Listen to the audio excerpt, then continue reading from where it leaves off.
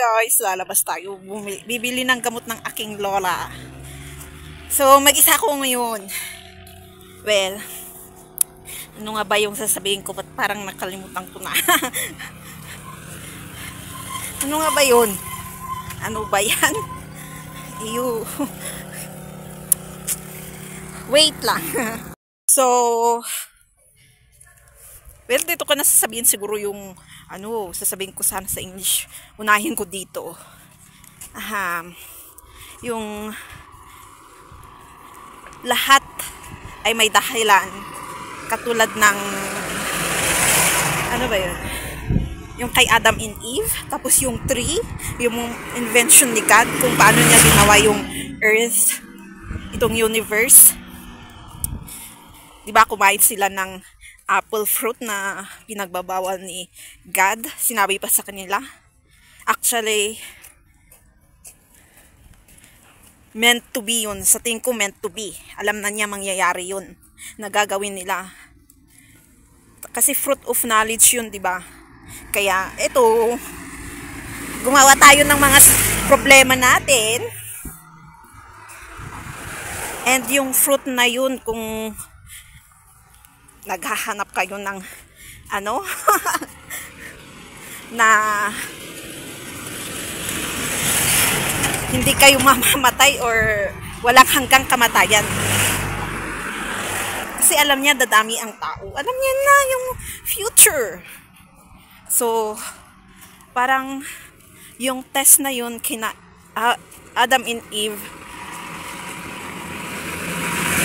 siguro napansin niya na kulang yung kaalaman nila, kaya kunwari pinagsabihan si Adam and Eve na huwag kumain dun sa knowledge of tree, and doon na rin nagsimula lahat. Yung meron na tayong kaalaman. Well, doon din nagsimula, diba, yung sin. So, baka alam niya rin yung angel na magbibetray sa kanya. Alam na niya yun, pero hindi siya gumawa ng paraan. Kasi alam niya na kung ano magiging resulta sa future. Ngayon yun. Ngayong present and the past. So, pwede naman natin gawing golden age na sinasabi nila. Kasi meron ngayong control. Kaya naman ng taong kontrolin ang mga kasalanan eh. Pero, depende rin sa kung gusto ng isang tao. Well, aray ko yung hair ko na nainit, nakalimutan ko yung payong. Akala ko matutolerate ko yung araw, pero buti na lang, medyo umano yung araw.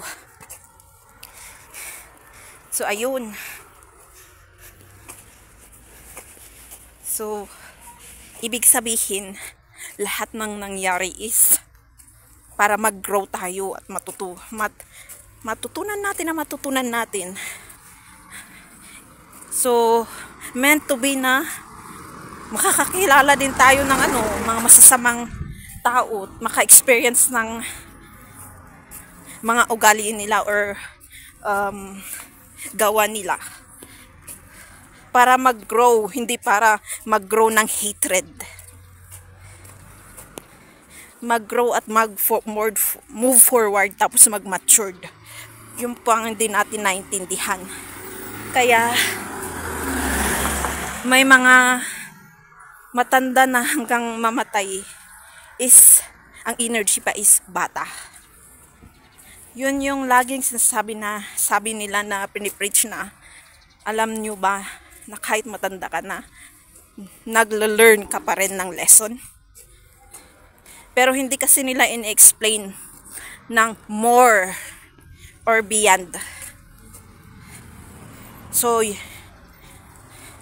yun ang naintindihan ko sa knowledge na binigay ni God sa akin. Lahat may dahilan. Kita pa ba? Oo, parang umiitim. So, ayan. Sana lahat ng experience natin, maganda man o masama, i-take natin as learning lesson na mag-grow tayo maturely, not immaturely, and delusionally putting ourselves down, or laging iniisip yung wait lang, yung word na sana or what if. Lahat ng pangyayari sa ating buhay is parang kailangan mangyari, at totoo naman yung sabi nila ay kung hindi mo naranasan or alam naman ni God na kaya mong dalhin yung problema na binigay ng mundo or niya or ibang tao. Kasi pag kinayaman naman natin at humingi tayo ng tulong kay God, yung hinihintay din naman natin niya is humingi tayo ng tulong sa Kanya at laging isama natin siya sa buhay natin. Minsan kasi nakakalimutan natin, di ba? Dahil sa pera, sa problema, stress, depressions, anxieties, especially health problems, yung sakit. Promise. Siguro pag, wow, ang ganda ng sky, oh. So, yun. Ewan ko ba kung kita nyo dyan. Ang ganda ng sky. Ang hinihintay niya lang is yung connection natin. Ikaw at si God. Tapos pag nagawa mo na yung part mo, kasi healing din yun eh. Yung i-build mo yung faith. Always ugaliin mo mag-pray sa Kanya. Tapos ipanalangin ang iba din, hindi lang sarili. Tapos kung ano man ginagawa mo or magta-travel, mag-pray. Huwag lang mag-pray na pag mag-scam ka, sana mag-success akong ma-scam tong taong to. Ay, iba na yun. Iba na yun, yung mga kasalanan na po yun. Yung bad doings of people. Ay, iba na yun. Hindi na ano yung aayon si God doon.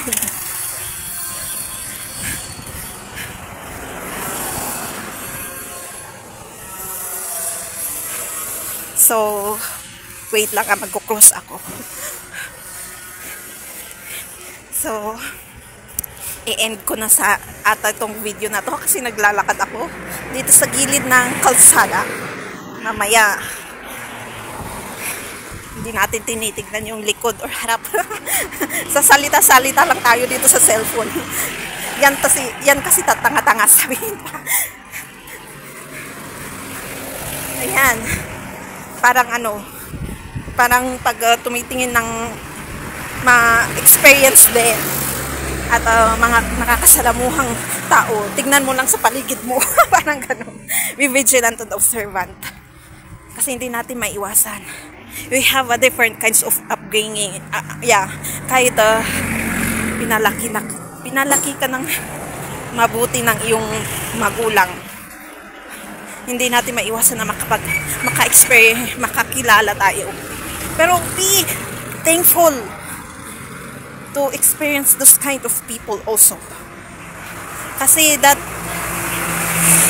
experience is a blessing also. Na more mag-grow yung discernment mo or intuition mo. Kasi pag yung isang tao na masama lumapit sa'yo tapos hindi kanya na-scam or hindi siya nagtagumpay sa gagawin niya sa'yo, promise, hindi lang ikaw ang may natutunan, siya din. Maku-curious siya. Nakalimutan ko laging sabihin pala, happy 1 year anniversary nung July na yun. July Awakening. Well, wow, mas bongga si Macdon. May advertisement. Happy 1-year anniversary. Kumusta na ba tayo? Well, So, yan. Thank you, ang dami ko ng dinalda. Thank you for watching. Don't forget to subscribe, click the notification, comment if you want, and share so again my next videos.